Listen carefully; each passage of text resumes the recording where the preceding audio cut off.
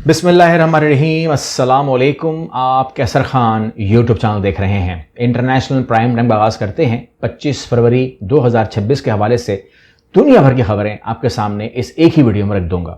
सबसे पहले शुरुआत करते हैं उन ममालिक की जिन्होंने क्लेम कर दिया है कि अगर मुमकिना जंग का आगाज़ होता है बिटवीन USA एंड ईरान, तो उसमें आप हमें कंसिडर मत कीजिएगा, क्योंकि हमने ये अहद कर लिया है कि हमारी फ़िज़ाई हदूद की खिलाफ वर्जी नहीं हमने करने देंगे। कोई हमारे फ़िज़ा भी इस्तेमाल नहीं करेगा इस जंग में, और ना ही हम मैदान जंग बनने देंगे, क्योंकि हमें अपनी अवाम अजीज़ है। बेसिकली वो ये कह रहे हैं कि इसमें हम अपनी ज़मीन आपके ख़िलाफ़ इस्तेमाल होने नहीं देंगे, तो आप हम पे जवाबन हमला मत कीजिएगा। जॉर्डन के अंदर इस टाइम कम अज़ कम रिकॉर्डेड 75 जहाज़ खड़े हैं जो ईरान पर हमला करने के लिए अमेरिका ने खड़े किए हैं, लेकिन वो कहता है कि नहीं अब होगा। तो देखते हैं क्या होता है, क्योंकि वैसे भी अगर इस बात का जवाब दिया जाए, यानी कि फॉर एग्जांपल अगर आप सुनते हैं कि जॉर्डन से ईरान पे हमला हुआ है या सऊदी अरब ने मना कर दिया है, अगर हम सुनते फ़र्ज़ कर रहे हैं अगर वहाँ से हमला होता तो ईरान हक बजानिब ना होता कि वो उसे जवाब दे उसी ज़मीन के ऊपर जहाँ से वो जहाज़ उड़ कर आया है। तो ये चीज़ें जो हैं, अब जो ख़ित्ता है वो क्लियर कर रहा है इन मामलात को कि हमें इस जंग में मत घसीटिएगा, हमारी आवाम जो है हमारे लिए सबसे पहले है। तो अमेरिका के लिए तो कमज़ोरी की बात आ गई, क्योंकि अमेरिका को तो ये सोच थी कि कतर का अड्डा मेरा अड्डा, और तमाम आपको पता ही है खुला माहौल था, लेकिन ये वो माहौल जो है वो खुला नहीं रहा, बिकॉज ईरान जो है वो उससे कंट्रोल कर रहा है मामलात को, यानी कि जो जंग से पहले होता है अपना मामला वो कर रहा है। दूसरी तरफ ईरान की खबर हमारे सामने आती है कि इसने तकरीबन जो सुपरसोनिक मिसाइल थे CM-302, इसको तो नाम ही 302 है, काफ़ी ख़तरनाक नाम है हमारे हवाले से। तो ये एंटी शिप क्रूज़ मिसाइल है और ये बहुत ही ख़तरनाक है, यानी कि आप समझ सकते हैं कि एक तो वो एंटी गन शिप है, ऊपर से सुपरसोनिक है, तो ये क्या ही तबाही मचाएगा। चाइना जो है वो प्रोवाइड करने के लिए तैयार है। अच्छा, यहाँ पर मैं को इन्फॉर्म कर दूँ कि हमारे सामने खबर आती है कि US build up a major air power near Iran, reports indicate potential जो मल्टी स्ट्राइक्स हैं वो होंगी। अब यहाँ पर जब खबरें हमारे पास आती हैं कि US ने जो प्लान किया है, या उसने जो तकरीबन 150 से ज़्यादा जहाज़ खड़े कर दिए हैं इर्द गिर्द, तमाम बेड़े पर भी जहाज़ हैं और अड्डों पर भी जहाज़ हैं, तो हम इसको अज्यूम कर रहे हैं कि अमेरिका जो है शायद ग्राउंड पे उतरने से पहले तसल्ली बख्श एयर स्ट्राइक करना चाहता है।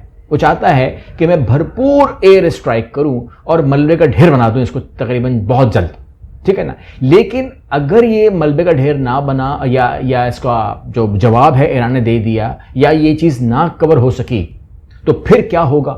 फिर आप ग्राउंड पर तो उतर सकते ही नहीं है, क्योंकि वहाँ पर तो तबाही मची नहीं। तो ये तमाम सूरत हाल जो है काफ़ी ख़तरनाक है। लेकिन अगर हम सवाल ये करें, या आप सवाल ये करें कि अगर ये शुरुआत करता है, अगर ये काम शुरू करता है, सवाल क्या है, अमेरिका ईरान पर कितने दिन तक शदीद बमबारी की सलाहियत रखता है। अगर वो बमबारी ही करता है तो कितने अरसे कर सकता है, तो इसके ऊपर जो उसकी अपनी इंटेलिजेंस रिपोर्ट है, यानी कि फाइनेंशियल अखबार लिखता है, उसकी अपनी इसराइली इंटेलिजेंस की रिपोर्ट है कि वो 4 से 5 दिन तक ही ये काम कर सकता है। यानी कि अगर ईरान जंग शुरू होने के 4 से 5 दिन सर्वाइव कर जाए, तो उसके बाद अमेरिका तो पड़ जाएगा ठंडा, यानी कि यह खुद अपनी उनकी रिपोर्ट है। तो उसके बाद क्या होगा?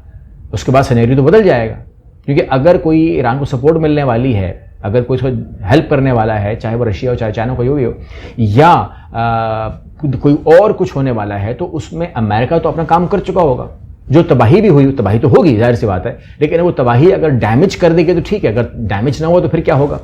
क्योंकि आपका ख्याल में तो आपको 4 से 5 दिन में फतह कर लेना चाहिए ईरान को, जो पोजीशन आपकी है। अगर आपने फतह ना किया तो फिर क्या होगा? क्योंकि ईरान जब 3, 4, 5 दिन बर्दाश्त कर लेगा, उसके बाद तो वो बाउंस बैक करेगा, तो फिर क्या होगा? क्योंकि इसके अपने बेड़े तो वहाँ खड़े हुए होंगे, तो बेड़े ना गरक हो जाएं।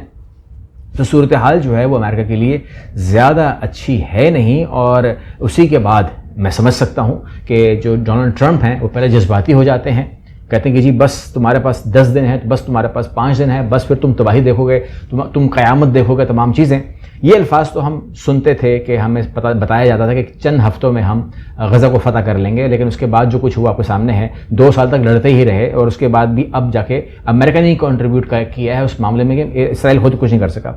इसराइल का मसला सफारतकारी से हल करना चाहते हैं, ये बयान तो उनका आ गया।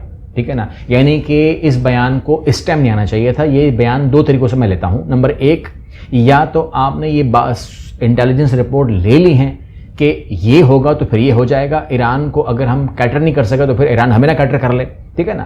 ہم اگر اس کو پڑ گئے تو وہ ہمیں نہ پڑ جائے. یہ تمام چیزیں کرنے کے بعد اس نے ایک بات کی ہے جو اسرائیل نے اسے کام میں ڈالی ہے, اور وہ یہ ہے کہ جو اسرائیل کا میزائل پروگرام ہے جس پہ وہ بات کرنے کو تیار نہیں ہے, کمپرومائز کرنے کو تیار نہیں ہے, سمجھوتا کرنے کو تیار نہیں ہے, ڈیبیٹ کرنے کو تیار نہیں ہے, وہ کہتا ہے اسرائیل کہ یہ میزائل پروگرام صرف میرے لیے نہیں ہے, مجھے تو وہ تباہ کر دے گا, میں تو مر جاؤں گا, ختم ہو جاؤں گا, میری تو ہسٹری ہے, میں بار بار ختم ہوتا ہوں, بار بار بن جاؤں گا, میں دوبارہ پیدا ہو جاؤں گا, لیکن تمہارا کیا بنے گا. تو یہاں پر صدر ٹرمپ نے ایران سے متعلق گفتگو کرتے ہوئے تہران ایسے پروگرام پر کام کر رہا ہے جو مستقبل قریب میں امریکی سرزمین تک رسائی حاصل کر سکتا ہے, تاہم ان کی اولین ترجیح مسئلے کا سفارتی حل ہے. وہ کہتا ہے کہ جی مجھے خطرہ یہی ہے کہ یہ ایسے میزائل بنا دے گا جس کا ڈائریکٹ اٹیک میرے پہ, امریکہ پہ ہوگا, ٹھیک ہے. تو اس کی کیا ضرورت ہے, اگر وہ کر بھی دے تو کیا فرق پڑتا ہے, ٹھیک ہے نا. آپ بھی تو بیڑے لے کر اس کے پاس یہی کرنے آئے ہیں نا, مارنے آئے ہیں. تو اگر وہ ایسی کوئی چیز حاصل کر لیتا ہے تو اس میں ہم کیوں مائنڈ کریں یا کیا برا کہیں. بہرحال اس کے اوپر اگر آپ گلوبل اپڈیٹس کی رپورٹ یہ دیکھیں تو کہتے ہیں کہ ایران اس پیپر ٹائگر. اب اگر تصور کرتے ہیں, ہم کہتے ہیں کاغذی شیر, تو اگر امریکہ نے یہی سمجھا تھا کہ ایران ایک کاغذی شیر ہے اور اس میں کوئی طاقت نہیں ہے, ہم اس کو کچل دیں گے, مسل دیں گے, تو اس کے لیے آپ جو دنیا کی طاقت لے آئے ہو, ٹھیک ہے. کہتے ہیں کہ U S is massing all its assets toward Iran. تو اتنا بڑا تماشا لگانے کی پھر ضرورت کیا ہے, ایک کاغذی شیر ہے, اس کو لپٹائیں, ختم کریں. 2 F-35 بھیجیں, ختم کریں. B-2 بمبار بھیجیں, ختم کریں. لیکن آپ جو وہاں پر اپنا شو کر رہے ہو, اس کا مطلب یہ ہے کہ ایران سے اگر یہ خوف نہیں ہے تو پھر اور کیا ہے. بہرحال اس ٹائم کرشنر اور وٹکاف جو ہیں وہ جاتے ہیں ایران سے, جنیوا میں بات کرتے ہیں, مذاکرات کرتے ہیں, پر اس کی رپورٹ آپ کے سامنے میں دکھا رہا ہوں آپ اسکرین کے اوپر.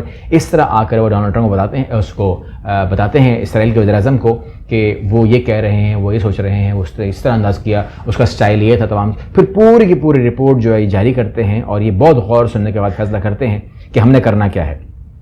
دوسری طرف اگر ہم اسرائیل کی بات کر رہے ہیں تو اسرائیل کے قریب جو بھی اسٹیم ہے وہ اس ٹائم تھوڑا سا بدنام اس کا نام آ جاتا ہے. وہیں پر مودی جو ہے وہ کہہ رہے ہیں کہ جی میں اپنی سب سے بڑی ڈیل کرنے جا رہا ہوں اسرائیل کے ساتھ. اسرائیل اپوزیشن اس موقع پر بائیکاٹ کر دے گی, یعنی کہ اپوزیشن پوری اپوزیشن بینچز خالی ہو جائیں گی. بہت بڑی بےعزتی ہے, لیکن اسرائیل نے اس کا انتظام کر لیا ہے. اسرائیل کہہ رہا ہے کہ اگر یہ ہو گیا تو میں وہاں پر ڈمیز بٹھا دوں گا, ٹھیک ہے نا. یعنی کہ ہال بھرا دوں گا میں, مسئلہ نہیں ہے, کچھ بھی بٹھا دوں گا. تو جب مودی خطاب کرے گا تو ہال بھرا ہوا ہوگا, چاہے وہ ڈمی بیٹھے ہوئے ہوں, کوئی بھی بیٹھا ہوا ہو, کوئی رشتہ دار, دوست, احباب, جو بھی پریس والے بٹھا دیں گے, بولیں گے جی کنسٹ ہے, یہ ہماری پارلیمنٹ ہے, آپ اس سے خطاب کرو. لیکن مودی جو کرنے جا رہا ہے وہ اپنے نوعیت کے سب سے ایڈوانس ہتھیار سو کالڈ وہ لینے جا رہا ہے. اب اگر دیکھیں, میرا اعتراض یہ ہوتا ہے کہ اگر اسرائیل کے پاس ایسے ایڈوانس ہتھیار ہیں جو دشمن کو لپکتے چپکتے ختم کر سکتے ہیں, تو غزہ میں وہ ہتھیاروں نے وہ کام ایسا کیوں نہیں کیا کہ وہ غزہ کا اس ٹائم موجود, مطلب 2 دن میں کیوں نہیں ختم ہوا, 2 سال میں بھی ختم نہیں کر سکے آپ, آج بھی قائم ہے. بہرحال یہ وہ کرنے جا رہا ہے, یہ وہ پلان کر رہا ہے. اور یہاں پر اگر میں نے غزہ کی بات کی ہے تو غزہ کے اندر جو ہے وہ کہتے ہیں کہ جی ہم سٹیبل کوائن لے کر آئیں گے, یہ ایک فرضی کرنسی ہوگی, ٹھیک ہے, یا اس کو آپ ڈیجیٹل کرنسی کہہ سکتے ہیں. کہنے کا مطلب یہ ہے کہ غزہ کی صورتحال کے سامنے ہے, اس کو ملبے کا ڈھیر تو بنا دیا گیا ہے, لیکن اس کو ڈیجیٹل کرنسی کروائی جائے گی. یعنی کہ کسی بھی غزہ کے انسان کے ہاتھ میں کوئی نوٹ کرنسی کا نہیں ہوگا, ٹھیک ہے نا. کیا کریں گا, مطلب مثال دے رہا ہوں, وہ محنت کرے گا, مزدوری کرے گا, اس کو 1000 سٹیبل کوائن دیے جائیں گے, لیٹس ایک بات کرو مہینے کے لیے, تو وہ اس کے اکاؤنٹ میں ڈال دیے جائیں گے. اب اس کے ہاتھ میں کچھ نہیں آیا, اب وہ اکاؤنٹ یوز کرے گا, سبزی خریدے گا, کچھ بھی خریدے گا, تو وہ جس طرح جیز کیش کرتے ہیں یا آپ ایزی پیسہ کرتے ہیں, کچھ بھی کرتے ہیں, اس طریقے سے وہ اسٹیبل چل رہا ہوگا اور وہ پیسہ کٹ رہا ہوگا, آنا جانا تمام چیزیں ہو رہی ہوں گی. لیکن آپ کو معلوم ہے کیوں کیا جا رہا ہے, یہ بھی قیامت نشانی میں سے قیامت نشانی ہے. یعنی کہ جس دن امریکہ نے فیصلہ کر لیا کہ کرنسی شوڈ بی زیرو, کسی کے ہاتھ میں کچھ بھی نہیں ہے, تو وہیں پر اسٹیبل کوائن کی اپلیکیشن بند کر دی جائے گی. جیسے برڈن بند ہوگا, اسٹیبل کوائن بند ہو گیا, تمام کے تمام جو فلسطینی ہیں وہ غریب ہو جائیں گے یا زیرو پہ آ جائیں گے, کیونکہ ان کے پاس اکاؤنٹ زیرو ہو گیا. اب اگر کسی کے پاس اسٹیبل کرنسی کے 30,000 کوائنس ہیں یا 1 لاکھ کوائنز ہیں, تو وہ تو اپنے حساب سے تو وہ امیر گھوم رہا ہے, کیونکہ اس کا ایک کوائن جو ہے وہ $1 کے برابر ہوگا.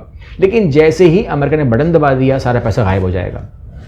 ہم نے زمانہ آخرت میں یہ سنا ہوا ہے کہ ساری کرنسی جو ہے وہ آہستہ آہستہ ڈیجیٹلائز ہو جائے گی، دنیا بھر کی ایسی ہو جائے گی، نوٹ ختم ہو جائیں گے، ایک لمحے میں ایک بٹن دبا کر آپ کو وہ کروڑوں پتی سے وہ زمین پہ لا سکتے ہیں۔ یہ تمام چیزیں ہمارے سامنے جو فزیکل ہوں گی وہ ہوں گی۔ اور اسرائیل کے حوالے سے کوئی خبر اور دے دیتا ہوں، اور وہ یہ ہے کہ Israel wants Lebanon of severe strike of Hezbollah join any U S Iran war. اگر ایران اور یو ایس کی وار شروع ہوئی اور اگر حزب اللہ نے، جو اس نے اعلان کیا ہے، اگر حزب اللہ نے اس میں جوائننگ دی تو یاد رکھنا کہ میں معافی نہیں دوں گا، میں ایسی کی تیسی کر دوں گا لبنان کی۔ تو یہ ہے محبت لبنان سے، اور لبنان جو ہے ان کو صرف کروا رہا ہے، ان کو تمام چیزیں کر کے دے رہا ہے۔ لیکن کیا ہی کہیے گا اس حوالے سے کہ پھر بھی لبنان کہہ رہا ہے کہ میں نے اسلحہ جو ہے وہ حزب اللہ سے واپس لینا ہے تاکہ وہ نہ لڑ سکے، نہ اس کے پاس اسلحہ ہوگا لیکن لبنان بھی نہیں بچے گا۔ اس نے کہا کہ اگر یہاں سے کوئی اٹیک ہوتا ہے تو بہرحال جو بھی اور خبریں ہیں میرے پاس ہیں، لیکن انشاءاللہ بعد میں اپڈیٹ دے دیتا ہوں۔ اگلی ویڈیو ملتے ہیں، اللہ حافظ۔